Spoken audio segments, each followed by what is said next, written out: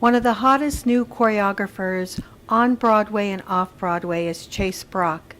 You know him from Be More Chill, and now he's bringing The Girl with the Alkaline Eyes to Theater Row. Let's meet Chase Brock. When we first met, it was through Be More Chill. Be More Chill. Fabulous show. I'm so glad it's going to Broadway. Can you tell me how you got involved with that production? Yes, my friend Annika Chapin was the literary manager of Two River Theater, which is where we did a regional premiere in 2015. And one day in my inbox, an email from Annika came and said, I've been wanting to work with you for years, and finally I have the perfect show. It's kids in a New Jersey high school, and they have to have a quirkiness and a strange new vocabulary. And she said, it's sci-fi, and it's Joe Iconis. And I was like, sign me up. I'm doing it. Done. And literally from that first email, and I heard, I think, 3 demos of Joe's songs, and I knew I had to do it.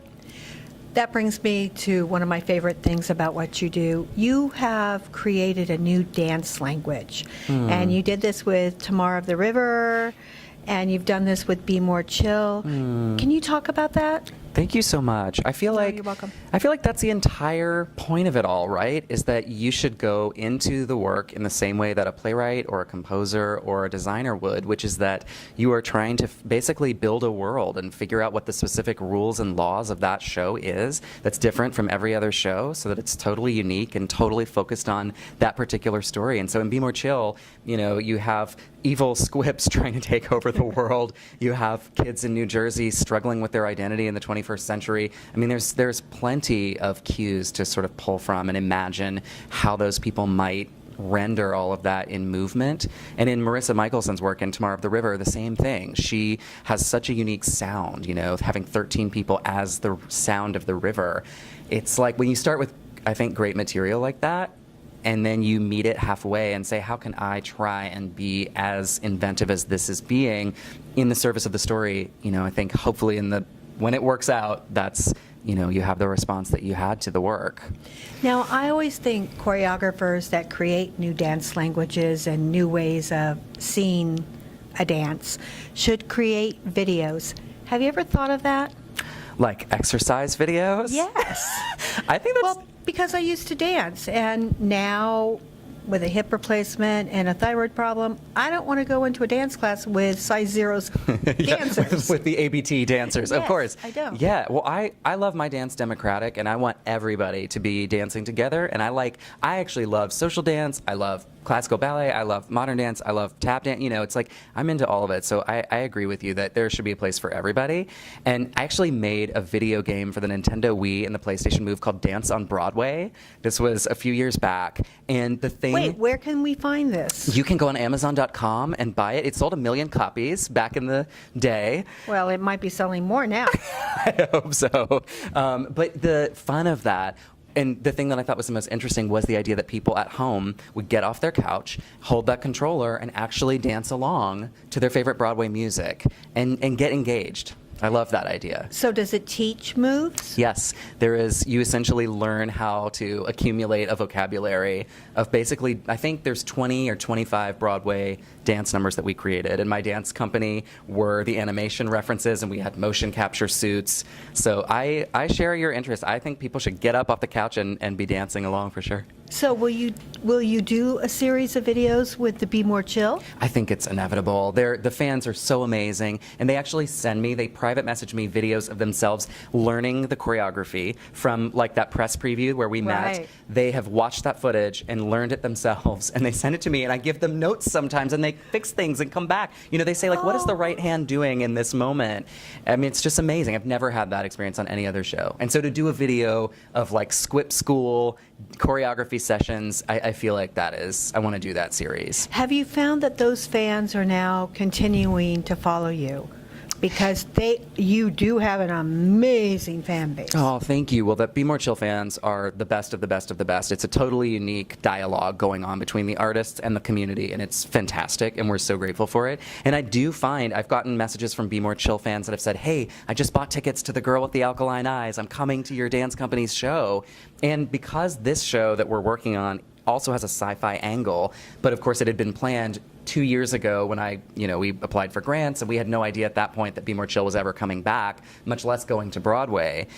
It's this amazing thing where within a month of time in New York, I have these 2 sci-fi kind of technology pieces.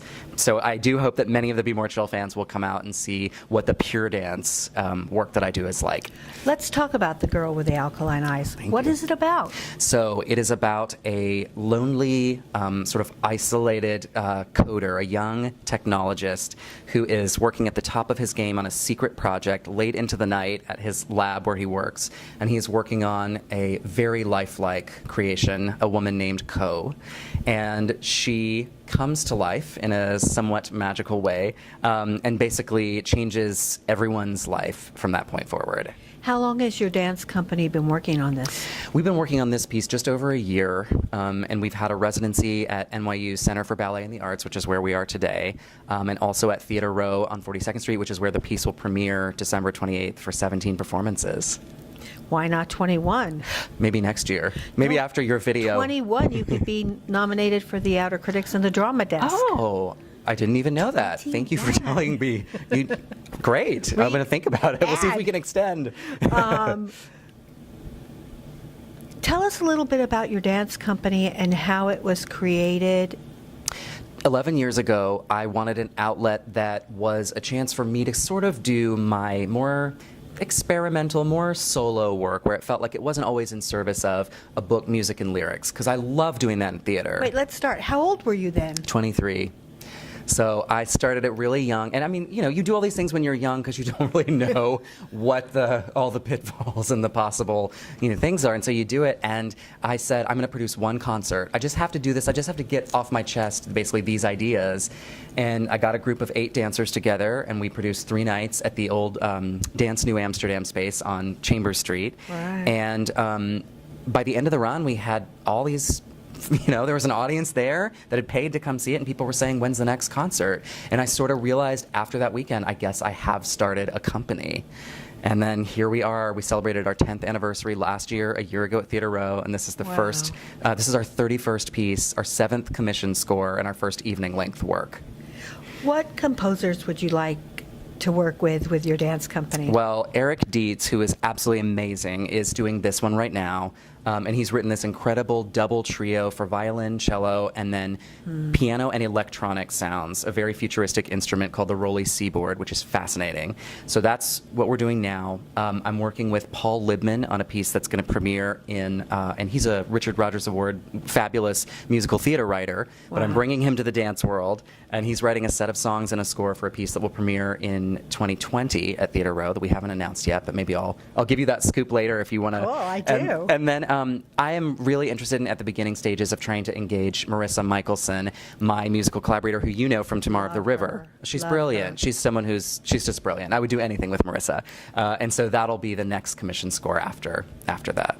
I would love to see you work with Michael John LaChiusa. He did one. Michael John LaChiusa did our 20-second dance called Mirror, Mirror, which premiered in 2010 at the Connolly Theater. And he wrote a 30-minute piano piece that is stunning. I'll have to send you the footage of this piece. You do have to send me the footage to this. We're like on the same page with all this music. Ooh, I would love to work with Adam too. I'm Michael John. Michael John is fabulous. And I did First Daughter Suite with him as well, so I love Michael John. He's amazing. There's a new composer who just wrote Renaissance. Oh, yes, at Jack's, at Transport Group. Fabulous, this girl. Fabulous. I need to hear her. I would love to. Thank you for the tip. Oh, you're welcome. What would you like to do next? I would like to direct and choreograph a Broadway musical. What kind? Something dealing with the community. The thing that I love the most is kind of expressing community on stage and watching and putting into motion a group of characters that have to deal with this situation together and watching them sort that out. Who would you like the composer to be?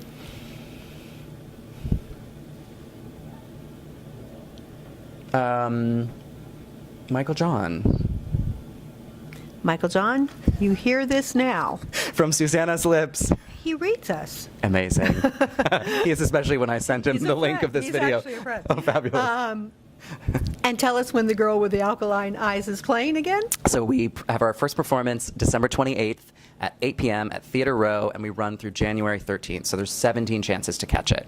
And you heard it here from T2C.